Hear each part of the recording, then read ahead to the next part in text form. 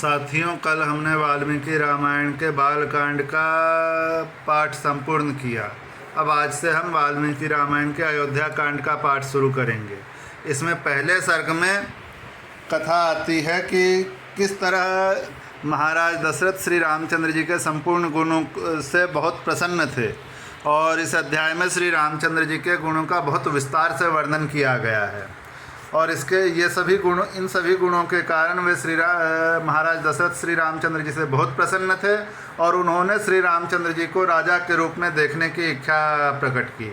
और मंत्रियों के सलाह के बाद उन्होंने राज्याभिषेक की तैयारी प्रारंभ की, और सलाह के लिए उन्होंने सभी जनपदों के सामंत राजाओं को बुलाया है। तो यहाँ तक की कथा इसमें आई है। फिर सामंत राजाओं से सलाह की कथा अगले सर्ग में आएगी। तो चलिए अयोध्या कांड के पहले सर्ग की कथा शुरू करते हैं। श्री सीतारामचंद्राभ्याम नमः। श्रीमद् वाल्मीकि रामायणम अयोध्या कांडम प्रथम सर्गः। श्री राम के सद्गुणों का वर्णन, राजा दशरथ का श्री राम को युवराज बनाने का विचार तथा विभिन्न नरेशों और नगर एवं जनपद के लोगों को मंत्रणा के लिए अपने दरबार में बुलाना। पहले यह बतलाया जा चुका है कि भरत अपने मामा के यहाँ जाते समय काम आदि शत्रुओं को सदा के लिए नष्ट कर देने वाले निष्पाप शत्रुघ्न को भी प्रेमवश अपने साथ लेते गए थे। वहाँ भाई सहित उनका बड़ा आदर सत्कार हुआ और वे वहाँ सुखपूर्वक रहने लगे। उनके मामा युधाजीत, जो अवश्यूथ के अधिपति थे, उन दोनों पर पुत्र से भी अधिक स्नेह रखते और बड़ा लाड़ प्यार करते थे। यद्यपि मामा के यहाँ उन दोनों वीर भाइयों की सभी इच्छाएं पूर्ण करके उन्हें पूर्णतः तृप्त किया जाता था, तथापि वहाँ रहते हुए भी उन्हें अपने वृद्ध पिता महाराज दशरथ की याद कभी नहीं भूलती थी। महातेजस्वी राजा दशरथ भी परदेश में गए हुए महेंद्र और वरुण के समान पराक्रमी अपने उन दोनों पुत्र भरत और शत्रुघ्न का सदा स्मरण किया करते थे। अपने शरीर से प्रकट हुई चारों भुजाओं के समान वे सब चारों ही पुरुष शिरोमणि पुत्र महाराज को बहुत ही अधिक प्रिय थे, परंतु उनमें भी महातेजस्वी श्री राम सबकी अपेक्षा अधिक गुणवान होने के कारण समस्त प्राणियों के लिए ब्रह्मा जी की भांति पिता के लिए विशेष प्रीतिवर्धक थे। इसका एक कारण और भी था। वे साक्षात सनातन विष्णु थे और परम प्रचंड रावण के वध की अभिलाषा रखने वाले देवताओं की प्रार्थना पर मनुष्य लोक में अवतीर्ण हुए थे।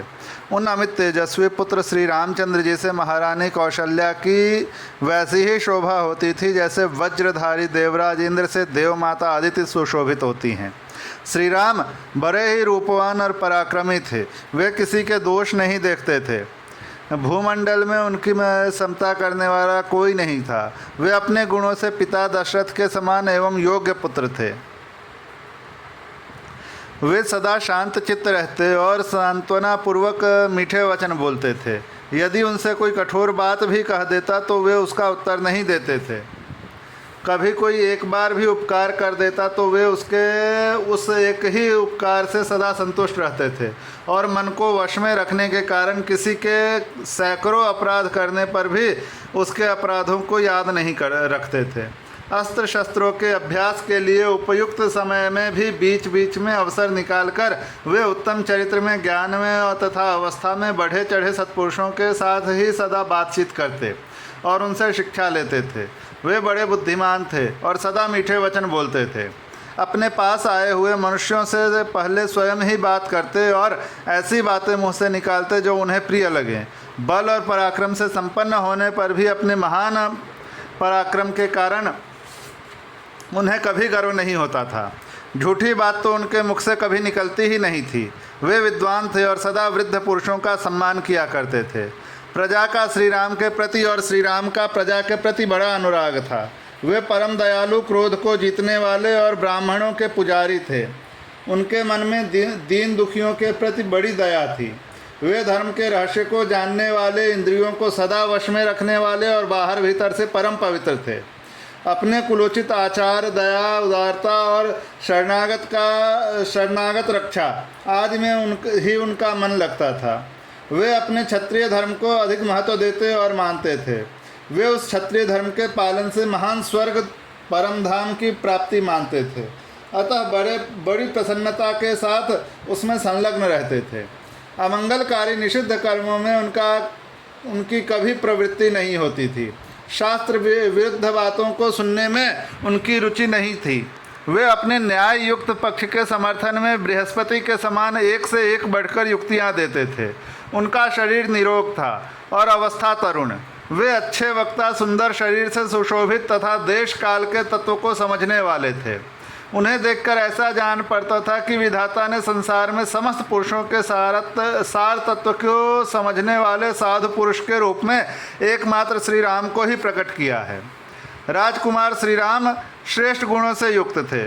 वे अपने सद्गुणों के कारण प्रजाजनों को बाहर विचरने वाले प्राण की भांति प्रिय थे। भरत के बड़े भाई श्री राम संपूर्ण विद्याओं के व्रत में निष्णात और 6 अंगों सहित संपूर्ण वेदों के यथार्थ ज्ञाता थे। बाण विद्या में तो वे अपने पिता से भी बढ़कर थे। वे कल्याण की जन्मभूमि, साधु, दैन्य रहित, सत्यवादी और सरल थे। धर्म और अर्थ के ज्ञाता वृत्त ब्राह्मणों के द्वारा उन्हें उत्तम शिक्षा प्राप्त हुई थी। उन्हें धर्म, काम और अर्थ के तत्व का सम्यक ज्ञान था। वे स्मरण शक्ति से संपन्न और प्रतिभाशाली थे। वे लोक व्यवहार के संपादन में समर्थ और यह समयोचित धर्माचरण में कुशल थे। वे विनयशील थे, अपने आकार अभिप्राय को छिपाने वाले, मंत्र को गुप्त रखने वाले और उत्तम सहायकों से संपन्न थे। उनका क्रोध अथवा हर्ष निष्फल नहीं होता था। वे वस्तुओं के त्याग और संग्रह के अवसर को भली भांति जानते थे। गुरुजनों के प्रति उनकी दृढ़ भक्ति थी। वे स्थित प्रज्ञ थे और असद वस्तुओं को कभी ग्रहण नहीं करते थे। उनके मुख से कभी दुर्वचन नहीं निकलता था। वे आलस्य रहित, प्रमाद शून्य तथा अपने और पराये मनुष्यों के दोषों को अच्छी प्रकार जानने वाले थे। वे शास्त्रों के ज्ञाता, उपकारियों के प्रति कृतज्ञ तथा पुरुषों के तारतम्य को अथवा दूसरे पुरुषों के मनोभाव को जानने में कुशल थे। यथा योग्य निग्रह और अनुग्रह करने में वे पूर्ण चतुर थे। उन्हें सत्पुरुषों के संग्रह और पालन तथा दुष्ट पुरुषों के निग्रह के अवसरों का ठीक ठीक ज्ञान था। धन की आय के उपायों को वे अच्छी तरह जानते थे।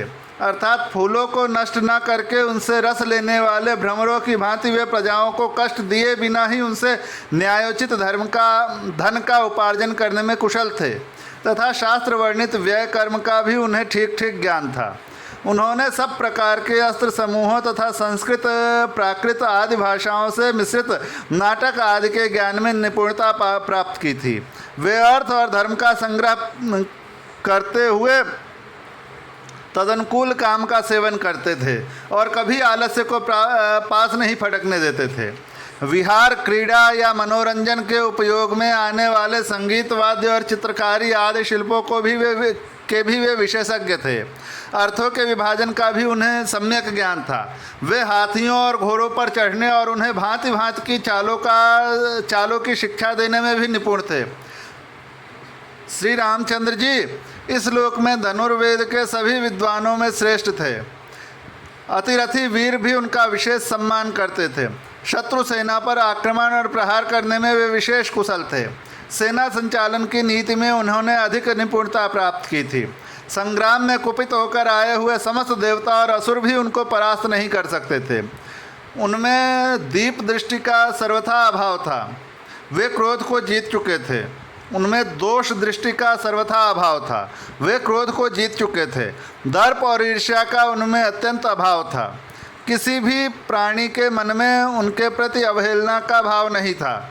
वे काल के वश में होकर उसके पीछे पीछे चलने वाले नहीं थे। काल ही उनके पीछे पीछे चलता था। इस प्रकार उत्तम गुणों से युक्त होने के कारण राजकुमार श्री राम समस्त प्रजाओं तथा तीनों लोकों के प्राणियों के लिए आदरणीय थे। वे अपने क्षमा संबंधी गुणों के द्वारा पृथ्वी की समानता करते थे।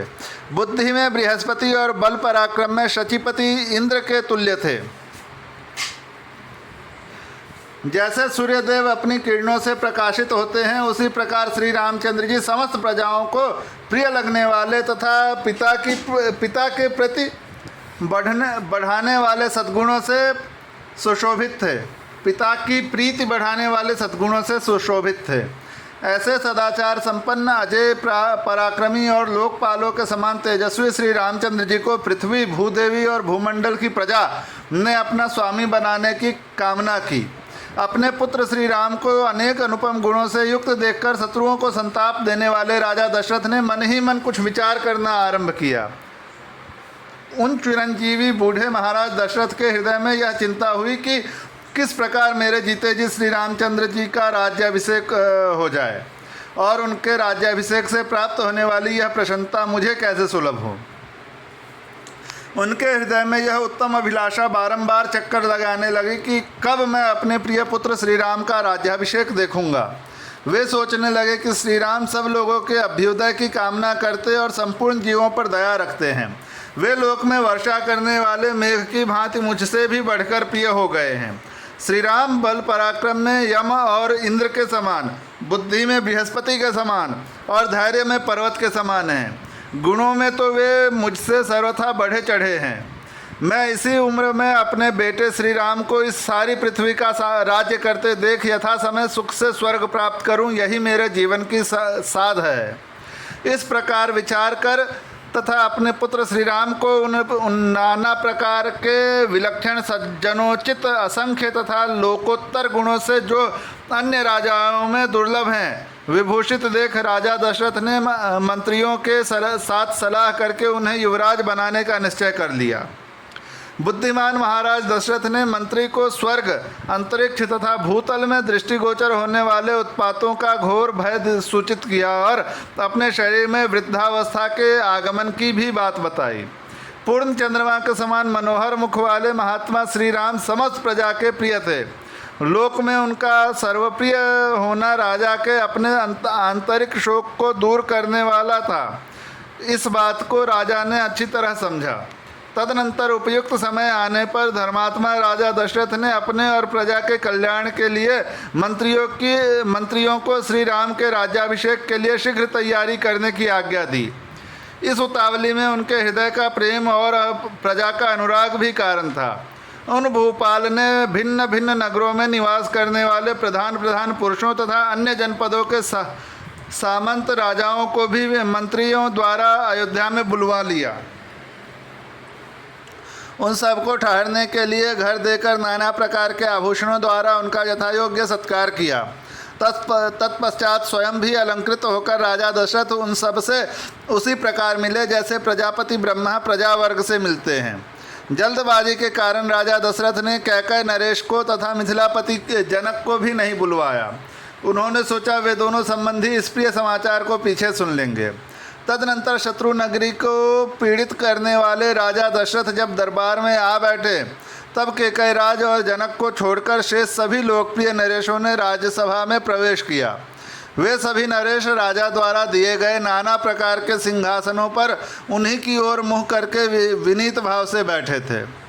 राजा से सम्मानित होकर विनीत भाव से उन्हीं के आसपास बैठे हुए सामंत नरेशों तथा नगर और जनपद के निवासी मनुष्यों से घिरे हुए महाराज दशरथ उस समय देवताओं के बीच में विराजमान सहस्र नेत्रधारी भगवान इंद्र के समान शोभा पा रहे थे।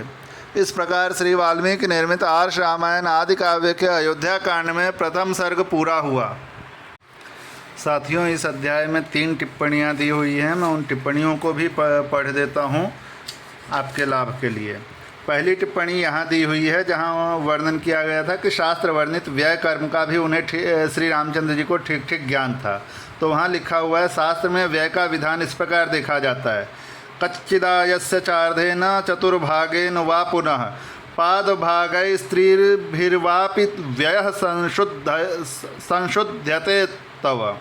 नारद जी कहते हैं, युधिष्ठिर, क्या तुम्हारी आय के 1/4 या आधे अथवा 3/4 भाग से तुम्हारा सारा खर्च चल जाता है? ये अपना इसके लिए टिप्पणी है। फिर दूसरी टिप्पणी वहाँ दी गई है जहाँ अर्थों के विभाजन का भी श्री रामचंद्र जी को सम्यक ज्ञान था। ये गुण बताया गया है। तो वहाँ ये टिप्पणी दी हुई है। नीचे लिखी 5 वस्तुओं के लिए अर्थ का विभाजन करने वाला मनुष्य इहलोक और परलोक में भी सुखी होता है।